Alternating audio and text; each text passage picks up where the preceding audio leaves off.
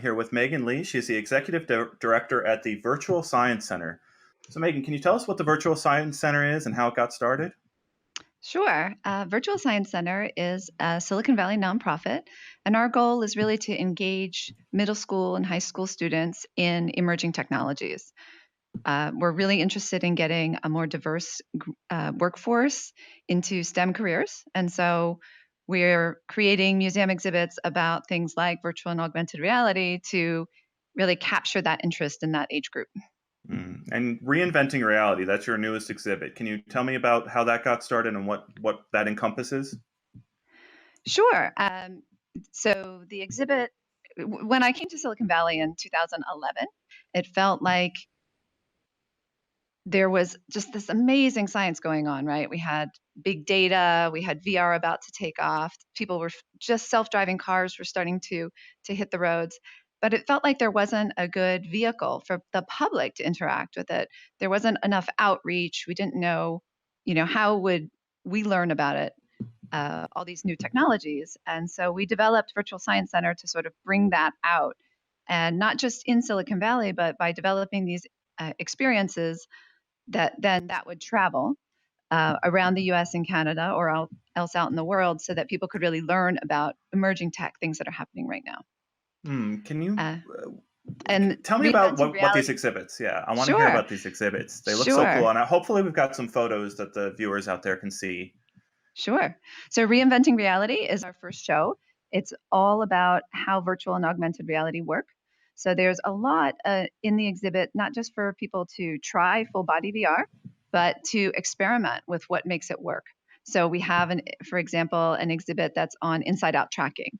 And in that, you lift a headset up to your face and you don't put it all the way on, but you just lift it up to your face. It's got a little carrier and then you point it down at the floor and you point it at the tabletop and a grid pops up and then it drops you into the VR world. So it talks about how the headset is using position tracking. Earlier, we were talking about the Oculus Go versus the Rift or full body VR. And we have an exhibit on translational and rotational tracking where you can turn on and off different sensors. So you can learn about what the difference is between those two.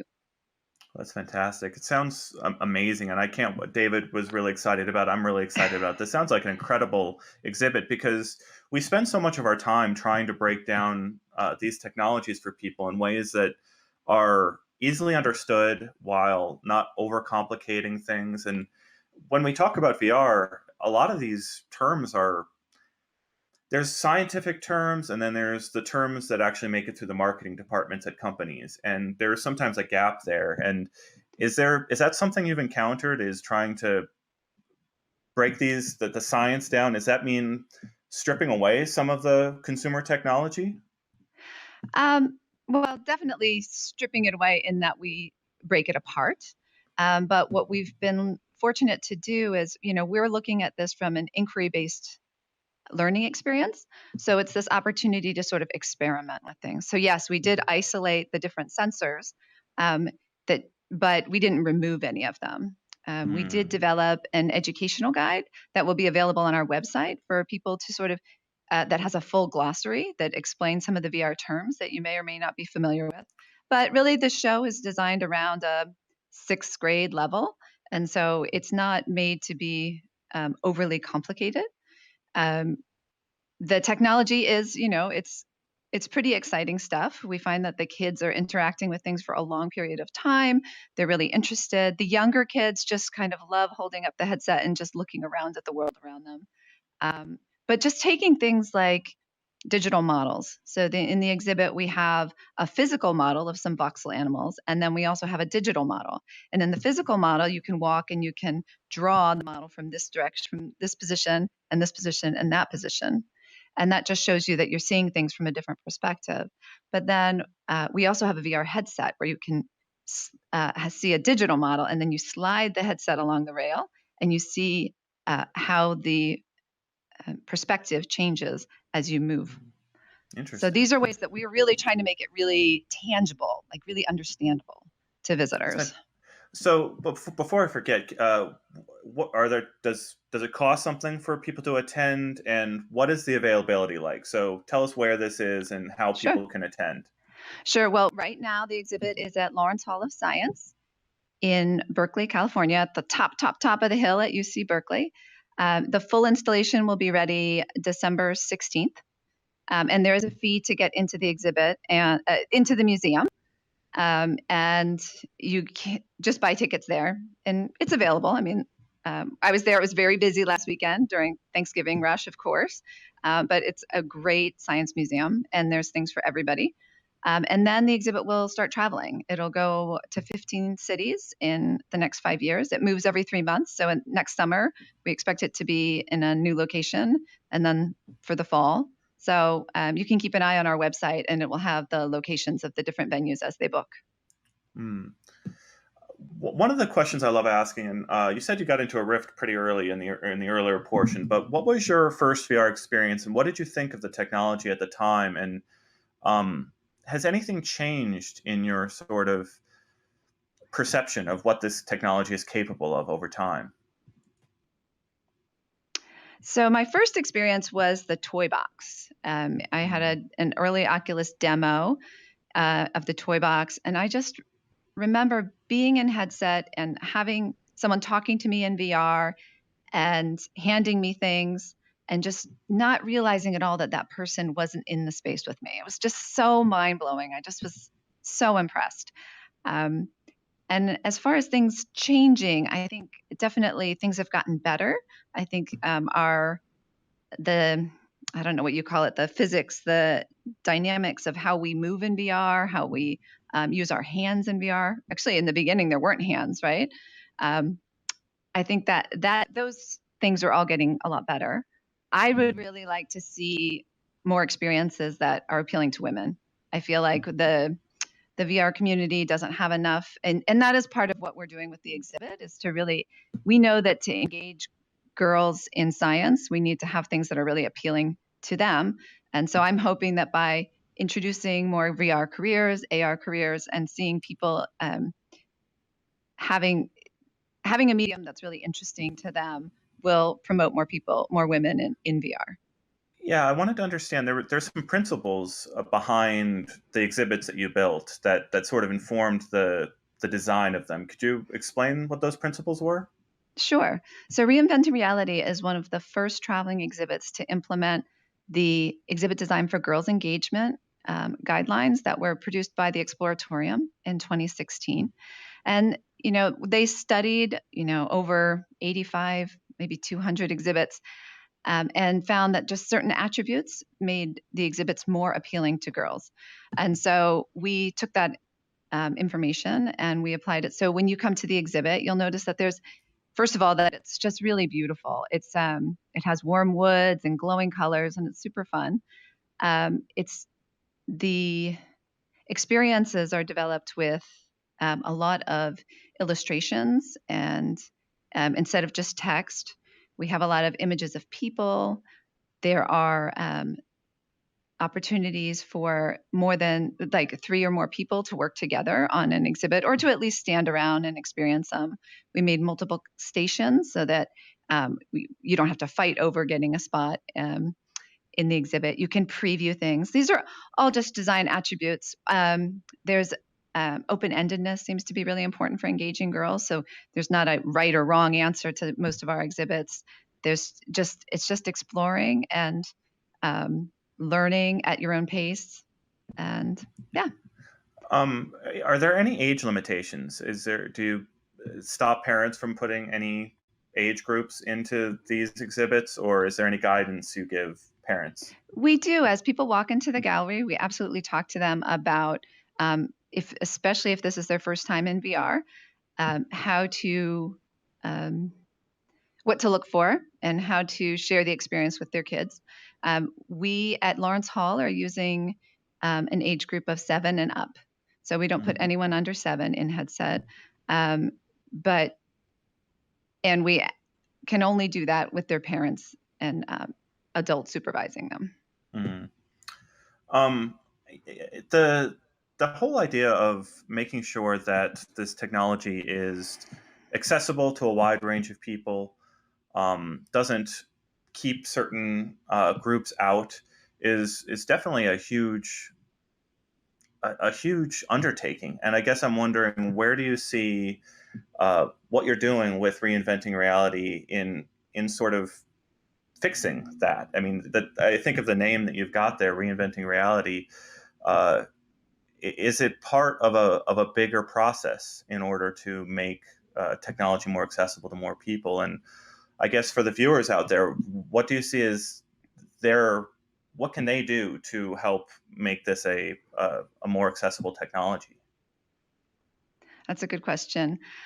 I mean, I think first of all, just getting the technology out for people to see it is a big piece of it, right? I mean, there are just so many people. 60% of visitors who come to the museum have never been in VR before.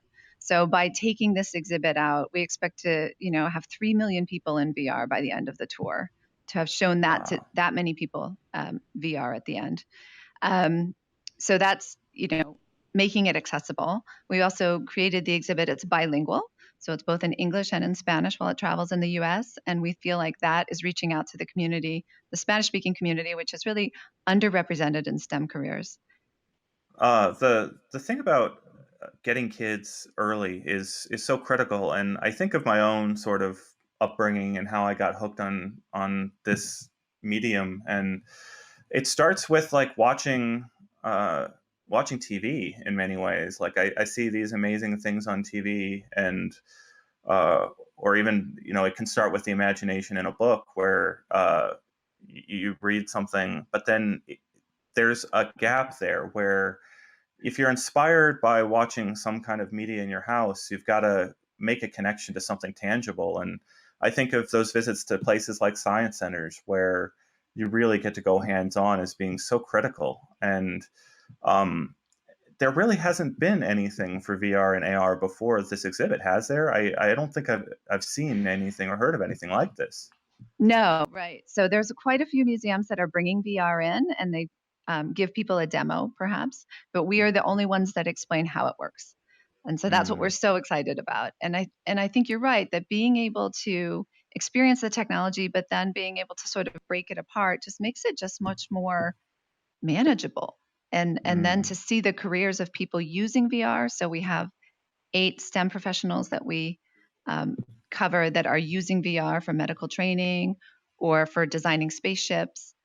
There's a lot of opportunity to really excite people about how VR is made, and then just kind of open up their ideas to what they could possibly do in this new medium.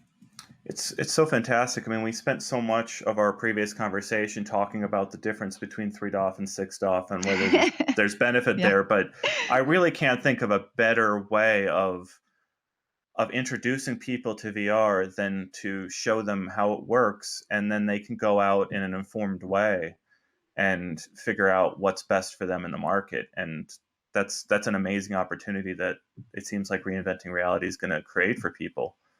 Are Yeah, you we're able to super. say? Sorry, go ahead. No, we're just super excited about it. Are you able to say where the exhibit's going to go next, or are you keeping that under wraps for now? No, we don't have the we haven't decided where it's landing yet next, Okay. but we'll announce it on our website when we have it ready. It's actually at Lawrence Hall in Berkeley all the way till April. So the first installation is a little bit longer than others because you're kind of burning in all the software, getting the exhibit up and running, learning all of the operations of a new show like this. I mean, it's big, it's 5,000 square feet. So it has, 12 VR pods and 15 hands on science interactive. So it's a pretty big endeavor. And it it looks amazing at Lawrence Hall. I really have to recommend everyone go see it because it's super fun and really you have a lot of VR enthusiasts, I'm sure. So it's we had a VR professional from San Francisco stop by this weekend, and he was so delighted with the exhibit. He said, I've been trying to tell my family what I do, but no one Mhm. understands what it is. And It's so he really appreciated having the space to explain that to them. Yeah, that's. I mean, I can imagine there's going to be a steady mix of people that are just being introduced to VR by someone in their family member, someone in their family bringing them to this exhibit to really break it down, because I struggle. It's a daily struggle for me with kids of my own, that I I want to break this down in terms that inspire them to want to know how it works, and to try to break it down. And that's how I hear so many developers got into game design, is following a path that begins with, uh, I really enjoyed this, but I wanted to do something else. And the only way to do that is to start stripping away the layers and go deeper and deeper and deeper into uh, the actual functionality, and to figuring out how to do computer vision. I mean, like, there's a long path there to actually doing some of the core things that make these things possible. But you can just have an experience here where you put on a headset and put controllers in your hands, and the technology disappears. So it's so easy to kind of forget that there is 25 years plus of refinement to science and technology that make this magic possible. And there's a gap afterwards of just making sure that people can find the tools they need to build these things themselves and to take it to the next level. And it seems like this is going to be a game changer almost, in terms of getting some of these ideas more accessible to more people. So I can't wait to see the response after you have more people go through. Yeah, Um, Thank you so much for joining us today. Is there anything else you want to absolutely. share about the exhibit, or anything I haven't asked? Um, no, I think, this exhibit is more focused on virtual reality, but we are planning some that include a lot of augmented reality. So we'll see as the exhibit. We think of this as our collection. This is a collection of experiences that we want to share with the world, and so we'll just be adding to the collection and refining the collection as it goes. So really looking forward to sharing that with people.